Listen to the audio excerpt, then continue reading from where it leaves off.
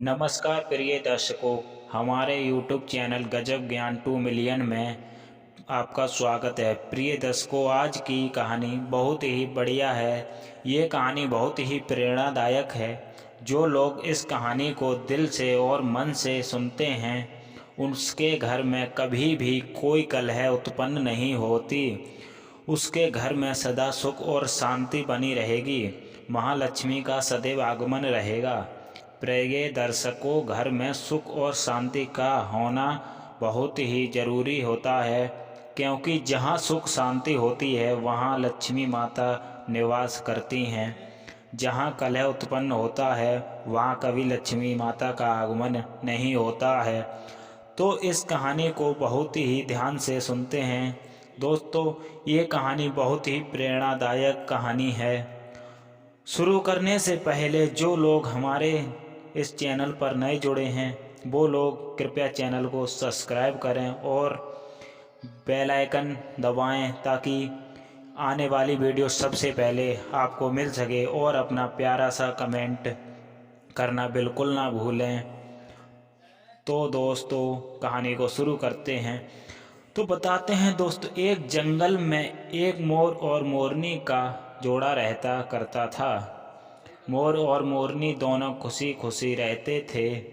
एक दिन मोरनी मोर से कहती है कि पिया, हमें यहाँ से चलना चाहिए, और यहाँ से चलने के बाद जहाँ हमारी समाज के पक्षी रहते हैं, हमें वहाँ चलना चाहिए।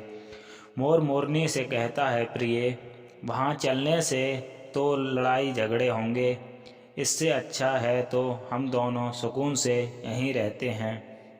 लेकिन मोरनी जिद करती है। तभी मोर कहता है, चलो चलते हैं। दोनों उड़कर के एक नगर में आ जाते हैं, जहाँ का राजा पशु व पक्षियों की भली भांति भाषा समझता था।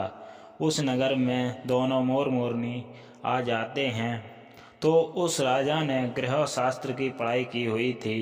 गृह शास्त्र का मतलब है जो पक्षी पशु यानी पशु पक्षियों की बात समझ सके और उनकी भाषा समझता हो। तो दोस्तों, एक दिन की बात है कि राजा अपनी रानी से कहता है कि रानी, मुझे बहुत तगड़ी भूख लगी है, मुझे भोजन करा दो।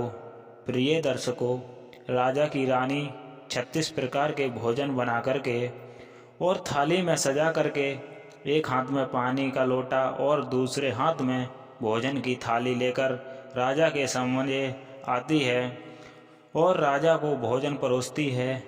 जैसे ही राजा के पास थाली रखी जाती है, तब एक चावल का टुकड़ा ज़मीन पर गिर जाता है। तो वहीं पर चींटी और चींटे घूम रहे थे। तो एक चींटी की चावल पर नज़र पड़ जाती है।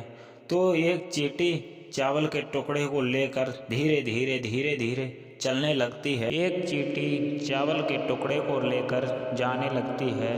तब राजा इस चीज़ को देख रहा था। चींटे के पास में तभी बड़ा चींटा आता है और कहता है, प्रिय, ये टुकड़ा मुझे दे दो और राजा की थाली से दूसरा टुकड़ा लेकर आओ। इस बात को थाली से दूसरा टुकड़ा लेने के लिए जाओ। इस बात को राजा समझ जाता है। तो चींटी चींटा से मना करती है कि राजा के पता चल जाएगा तो अभी मार देगा।